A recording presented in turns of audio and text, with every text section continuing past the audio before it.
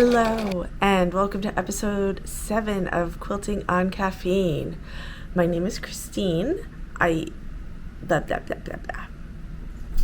Welcome to 373 takes of episode 7 of Quilting on Caffeine. We are going to do this. My name is Christine. I am over on Instagram as @modernlittleme, and I blog at www.modernlittle.me. It is Thursday, June 11th, and I am at home with my kids and my dogs. It's the afternoon.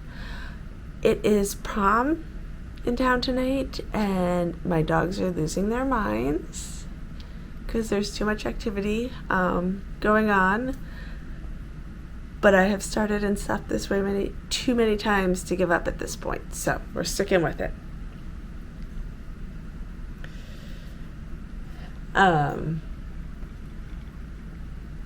I am drinking an iced coffee out of the cutest little mug. Whale tail. I love it. My mug is the beluga mug from Mystic Aquarium, where we went back on Memorial Day weekend, the rainiest, washed out Memorial Day I can remember in a really long time, but we made the best of it. And it's been that long since I've vlogged, although I've attempted twice over the past week in addition to today. But it just didn't. Sometimes it doesn't happen. So yeah, I have my cute mug with the baby beluga, or the beluga whale, and in it is some iced coffee, which I'm going to regret come 2 a.m. this morning because it's late for an iced coffee. And I put some vanilla non-dairy creamer.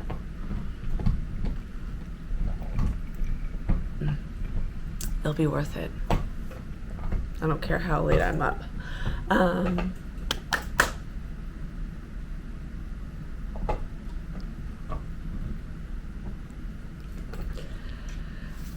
So I'm back in my living room. No design wall behind me. My design wall hasn't changed at all.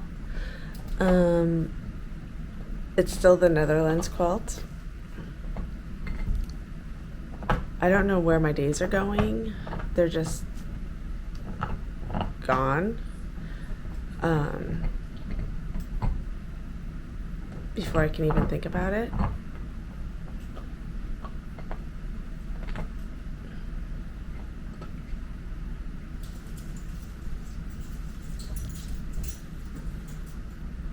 Oh, it's going to be an interesting episode. I don't know if you can hear them in the background, but they're there. So starting with what I've finished. It's been a while since I was here. Memorial Day weekend came and went. It was a cold, rainy weekend here in New England. We went to Mystic Aquarium because what else are you gonna do, right?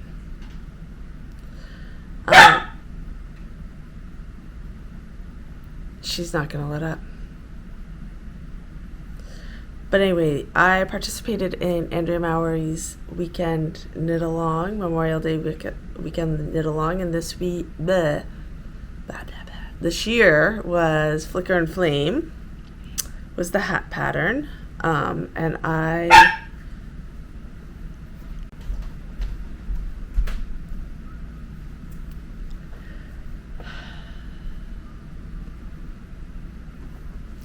the hat pattern was Flicker and Flame by Andrea Mowry, which is this little cutie. I did not weave in my ends yet. I knit it with Juniper Moon Farms yarn in a cream and Primrose Hill yarn, I think. I mean, I know. Yes, I think that's the name of the company, in Tang. And I knit it following the pattern, as I mentioned this last time, and it came out to be the cutest little beanie. But I didn't want a little beanie. I wanted a slouch hat, as it was supposed to be. So I went up a size in needles on the pattern, and then I also did an extra repeat of the flame.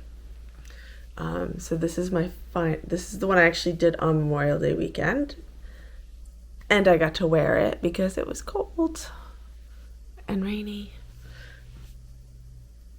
I don't know that I can remember ever wearing a hat or a puffer vest on Memorial Day weekend.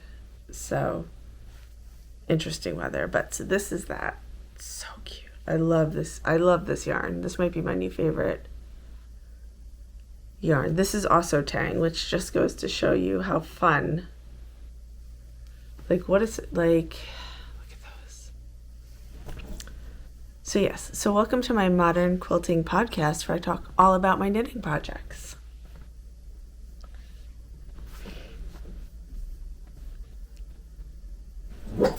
Oh my God. Now the mail truck's here. Okay.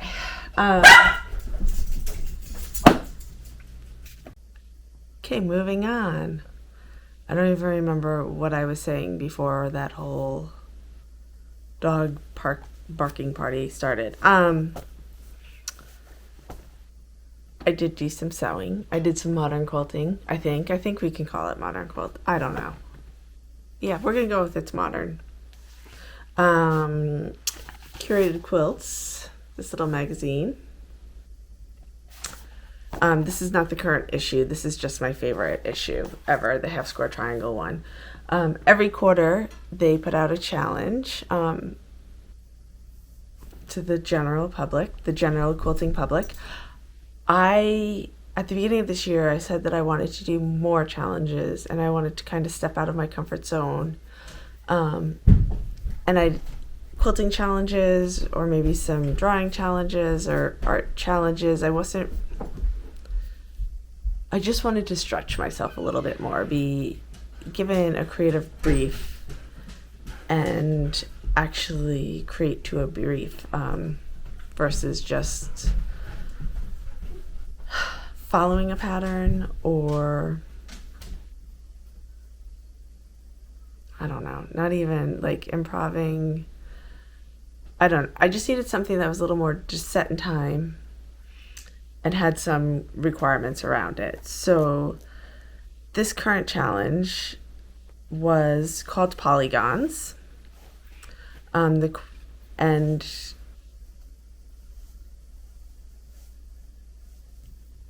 rewind.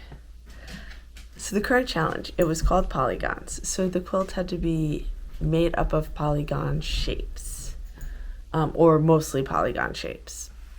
The size had to be between 10 and 16 inches, and the color palette was set, like a curated palette. So they wanted you to work within that palette, which was not my typical palette at all. So I felt like right there, if I could hit the polygons and the size and the palette, I was doing pretty good hitting a creative brief.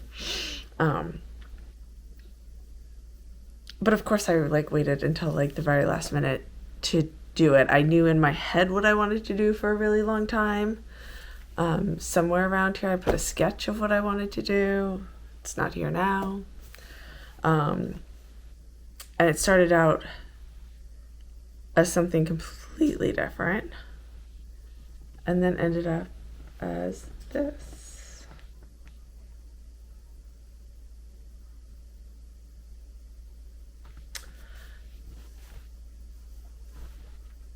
So I'm happy with how it came out. It's not what I intended it to be at all. It's very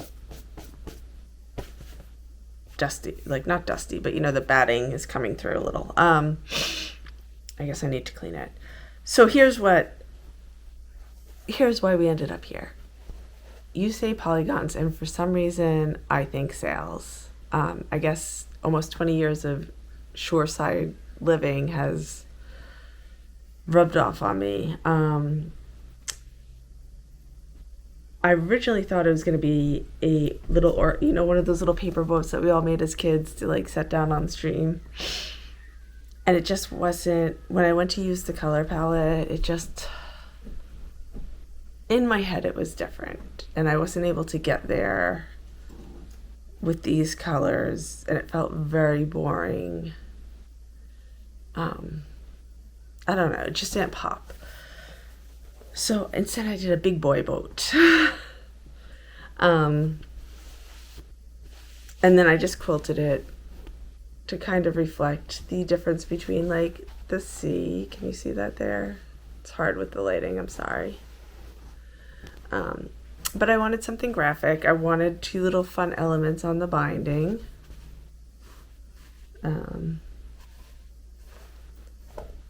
And it's a good thing I wanted those because I was really tight on this blue fabric by the time all was said and done. I purchased a fat quarter pack of the colors, and I have plenty of green and red. I have plenty of colors except for the blue because I did not cut smartly because I kind of figured it out as I went. I designed it, I sketched it out, I then brought it into Illustrator. There are lots of like quilt programs out there, but Illustrator is what I've worked in for years and years now. For my career as a graphic designer, that's what I use. So that was more comfortable to me. And then I pieced it, quilted it, bound it, photographed it, and sent it off.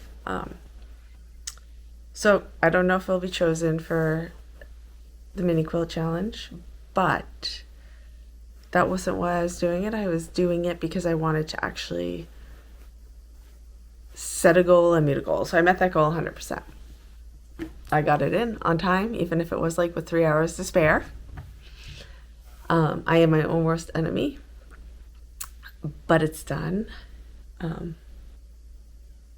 And I think it's representative of this area. We live in Rhode Island on the bay, and what do you see right now? You see sailboats. So even though it's for the October issue, there will still be a lot of sailboats out on the bay.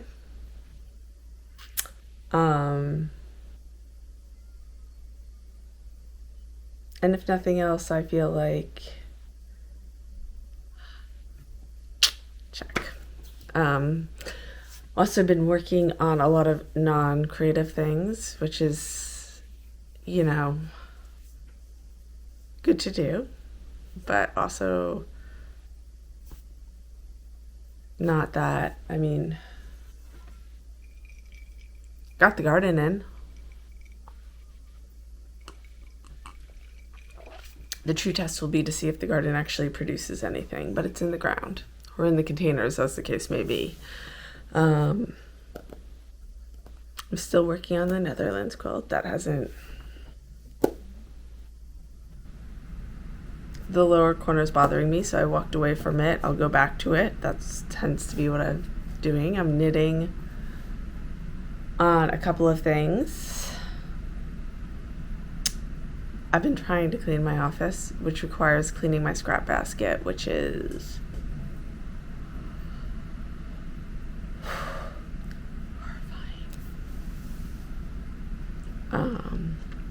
I took my bullet journal class, which was like super inspirational. I think I know exactly what the holdup is with the bullet journal class. The bullet journal concept, fully on board. But then I look at other people's bullet journals, they're all beautiful and artwork. They're artwork. I don't have time for that. So to see an artist, an illustrator, have a very simple bullet journal with very minimal embellishment was very... I'm not sure if it was more reassuring or if it was more inspirational, but it was a good mix. So lots of good tips came from that.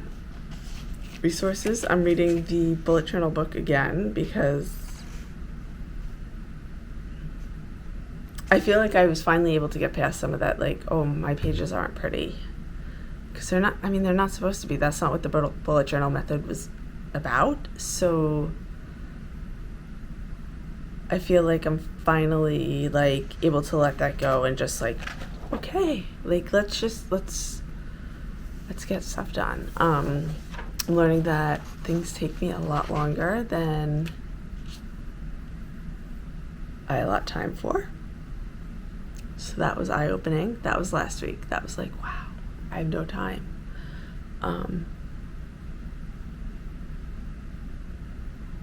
But I do. I don't know. So, I mean, I got that together. I did clean out a good portion of my scrap basket, although it's not nearly enough. I've started to reorganize in there, which is necessary.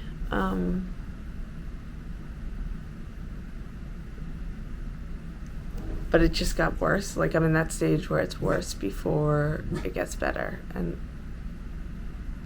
can you hear her in the background?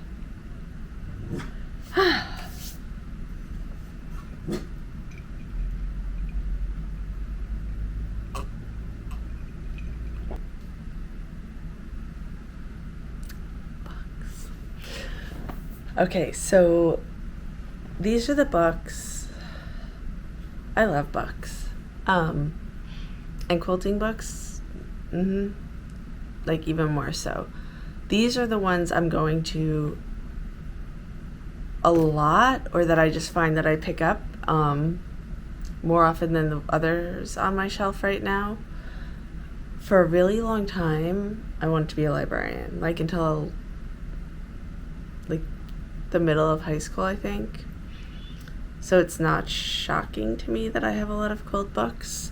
It's more shocking that we don't keep a lot of print books in the house. Due to space more than anything else. But so these are some of my current favorites.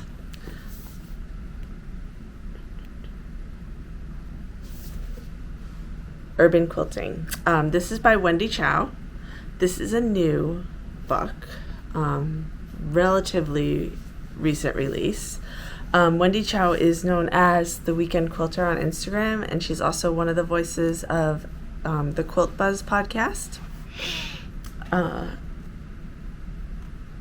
And so I had come across this, I think I first saw it on Instagram, and so I was kind of on the lookout for it, and then one of the quilt shops I frequent online a lot got it in. I was there for it. Why do I love this one right now? So lots of beginner friendly quilts in here. Modern beginner friendly quilts. Like, there's not a lot of modern beginner friendly quilts.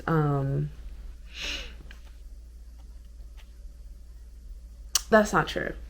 There's a lot of modern beginner friendly quilts. I just don't often see them in books. And then I love the photography that she's included of her quilts. And I just heard the other day that she actually, I'm pretty sure she did all of the styling for her photography. The photography in here is beautiful. She did the styling, and I believe she took the photos. So go you, Wendy Chow. But more than, I mean, we always love good quilt pictures, right? But each quilt has a story to go with it, that talks about personal, like there's a personal reason behind each quilt, but then there's also a technique background. So there's like some technical background that she talks about there too. And this is what's the most amazing, is that she includes multiple color palettes for the quilts and multiple sizes. So this book is like, let's say it's 10 patterns. I didn't check that out.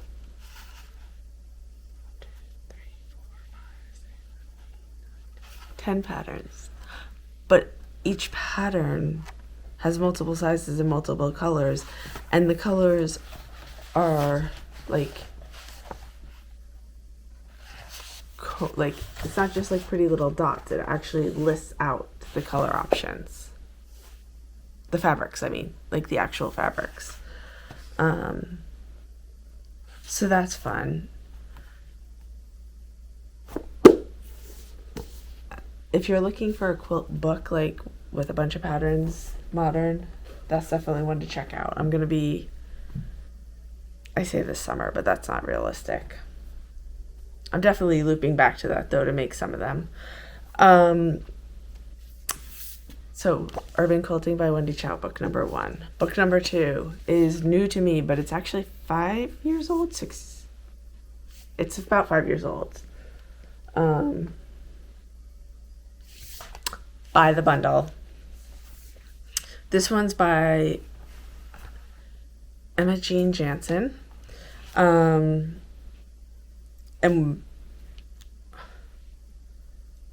I've heard people talk about this book for years. I don't know why it took me so long to get on board with it. I don't know if because I got too caught up in the bundle aspect in a time when I wasn't really buying bundles. But my mentality has changed a little bit over this past year, and I think part of that's due to COVID and like just being limited in what fabric stores are getting in terms of yardage or my ability to get to actual fabric stores. I am leaning on bundles a little bit more right now, or acquiring a pretty bundle when it's been a really rough week or month of homeschool, even though we're not homeschooling anymore. But this is, like, I'll make every pattern in this one eventually. I think it's great for gifts. And I think that aside from the bundle aspect, which I'm on board with now, it calls for fat quarters, but you can also fat quarter up your stash and do it that way. So that's what I'll be doing for several of these. This is the first one I want to make because it's curved piecing. And that is one of my goals for the year, is to do more curves. I have notes.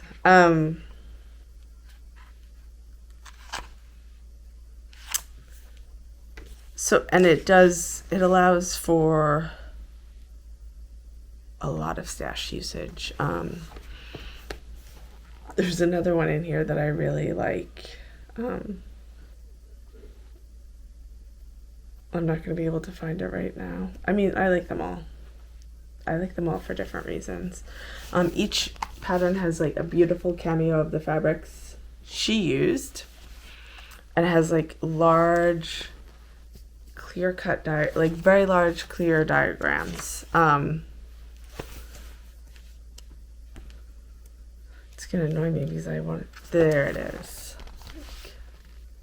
So that's the quilt layout, and that's the quilt photograph. That's another good one. And then not new to me, and not new to me,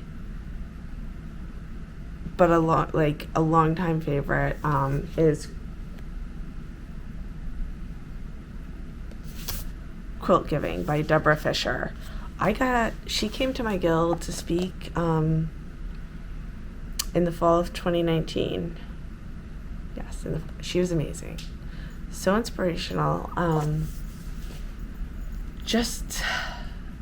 want to do more with my quilting. Like, I want to give more of my quilting. I want to give and gift, I guess I should say, more of my quilting. But that's really hard when time is so limited. It's just hard. I mean, it's hard for a lot of reasons. Time, energy, like by the end of the day, it's just not always there. And that's why I think I love this one so much. Deborah Fisher is now known for Fish Museum and Circus on Instagram. where she makes these adorable little ceramic figurines to hold your spools of thread or your needles, among other things. I'm missing like a whole segment, I'm sure. But they're adorable and they're fun. She has some art prints. She has some buttons, really cute buttons. But that's not what this is about. We're talking about quilts. This book embraces the concept of giving to others, whether it be people you know. Excuse me, my nose has a tickle. Whether it's people you know or you don't know, it assumes that you might not always have control over your fabric if you're doing it for a foster quilt, a foster kid quilt. Like sometimes you get that fabric, or if you're doing charity sewing for a guild, sometimes you are given the fabric, which will sometimes like bring your creativity to a screeching halt. I know this. It allows for the use of stash, which I have a lot of, if it's in my stash, I love it for one reason or another, but it's not all meant to go together. Her book really gives you the opportunity to blend some of those fabrics that you're like, not gonna work, not at all. And all of her designs, A, prove that wrong, but B, are also like really bold and graphic and striking. This is like, I know this is a favorite. I feel like so many people I know have done that quilt. So like I said, it's not new to me. You've seen these out there, but I think it speaks to me right now. Now that we're kind of all coming out of hibernation, and I don't, like now that there's time, and we're not all under the same roof, and I'm getting some breathing room, it would be nice to quilt for others, especially others who are not necessarily coming out of this as seamlessly as my family has been, knock on wood. But yeah, that was an awful 18 months, but now we're like kind of getting back to where we were, whereas we definitely know of people and families in this community that aren't, or neighboring communities that aren't. So, did that make sense? I don't know. I hope so. More coffee.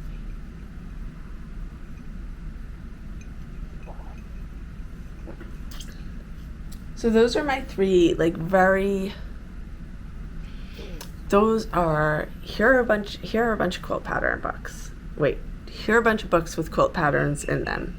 I bought them for the patterns. I bought them for they're all inspirational, right? But it was very much like, oh, these are a bunch of great patterns. And they each bring something a little different to the table. Like one is pre-cut focused, one is color palette and size variable focused. One is all about gifting or giving or taking something and knowing you have to turn it around on a tight time frame. The next two are not.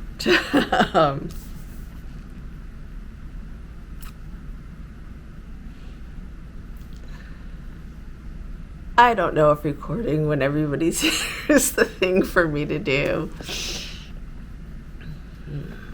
Anyway, my last two. Super similar. But I wouldn't want to give up either one of them. So I thought they both deserved a spot. First one, Lucky Spool. Lucky Spool's Essential Guide to Modern Quilt Making. This is a copyright of 2014, this book. So this is what I call the OG modern designers and modern quilters. Like, these are really, even though modern quilting definitely was pre-2014, I feel like this includes the people that were really at the forefront of the modern quilting movement, and has each one of them teach a lesson. There's 16 patterns in here and 10 workshops. So it starts with a little bit of color theory, which I love, and then kind of jumps into the exercises and the quilts while covering like the concepts of modern quilting that we've talked about, or I talked about back in, I think it was episode 2. But you could definitely sit down. Let's just pretend like we're going to do this, right? So I'm going to flip through here and I'm going to say, yes, I love this. I love them all, but for the purpose of this little podcast. So it's got my materials that I need. It's got a little background from the designer. We will find out who that is in a minute. A couple of sentences are technical, like technique.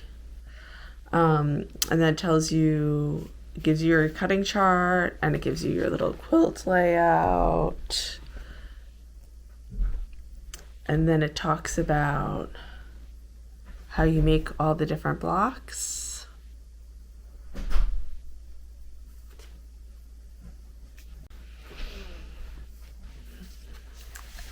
It gives you the instructions to make the blocks. So I could see sitting down with this one weekend and just working my way through the steps.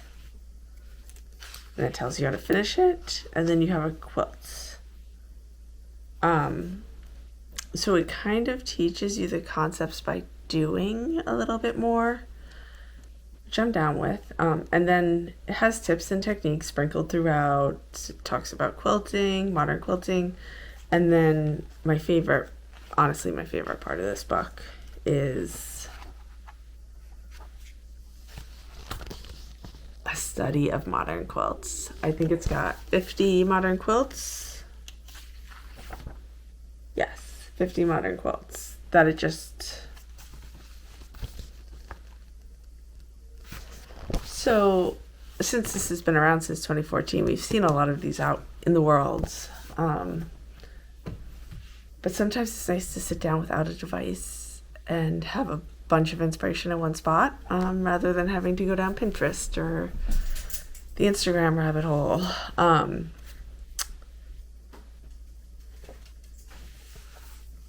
So this has been my go-to. I've never made one of those quilt patterns though, so maybe I should do that. But then, like many things in life, something shinier and flashier comes along, and you got to get that one too. Which brings me to this one, the Modern Quilt Bible. This is compiled by Elizabeth Betts, and it has, did I say that it was published in 2020? No. 2020 was the publication date of this, so just last year. It has dozens upon dozens of modern quilts referenced and sprinkled throughout the book.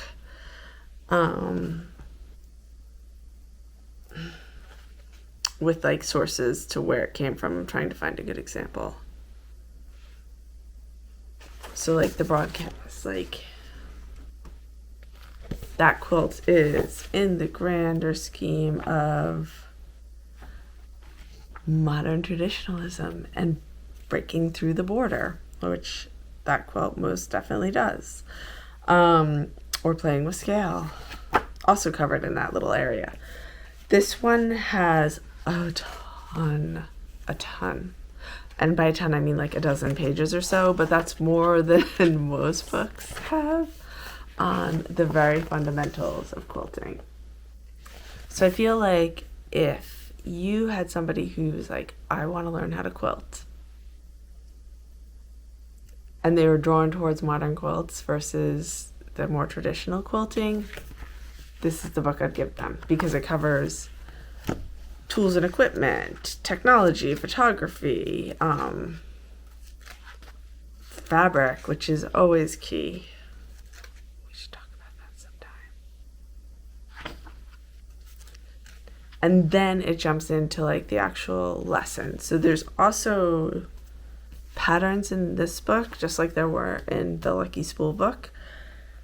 But this one has I feel like this is written more like a textbook. Is that insulting? So there's like a whole chapter on color.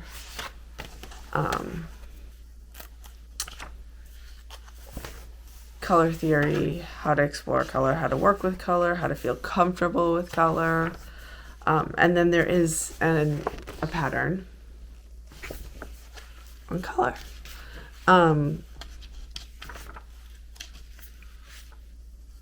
There's a whole discussion about fabric.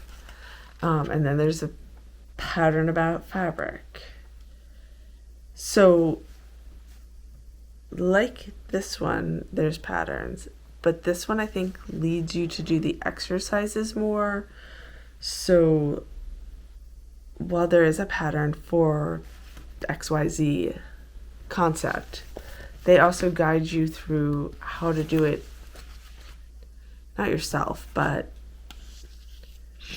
how to think outside of the box. How's that? Or to think about it in a more modern way, how to break the grid, how to use negative space. So for example, here's a drawing exercise, and here's a quilt design exercise, and oh, you want more? Here's an actual pattern for this exercise we're talking about with negative space. So I feel like, and this might be the art major in me, but this like gives me some food for thought in ways that isn't just about quilt making, or designing quilts. But I'm trying to flip to the back to see what's in the back of this book. Sorry. Nope, it goes all the way to the end. So this is a little more of like an educational one, and this is more of an instructional one. And I know that sounds like, hello, they're the same thing, but I wouldn't want to give up either.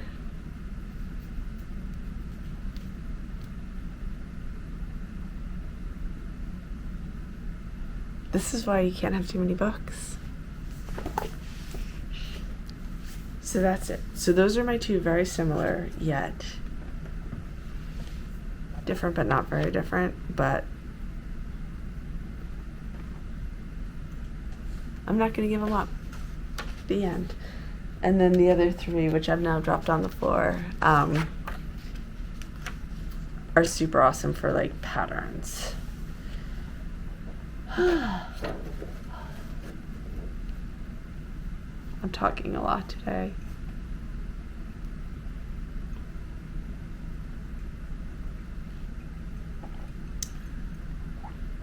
Okay.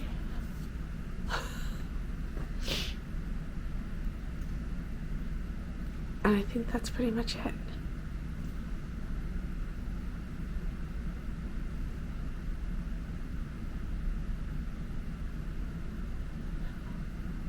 Yeah. I'm gonna go try to clean my office a little bit more while this is downloading onto my computer to edit. Gonna try to get it posted. This weekend we have a birthday weekend. It's the 10th, it's not the 11th. I said that early on that it's Thursday, June 10th, 11th, but it's, oh man. Have you stuck with me? Or did you say peace out a long time ago?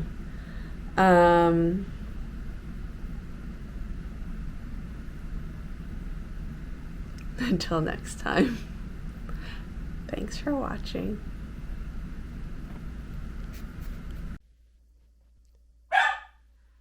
So if you're wondering why I had so many stops and starts and distractions, this is why. Can you hear the dog barking?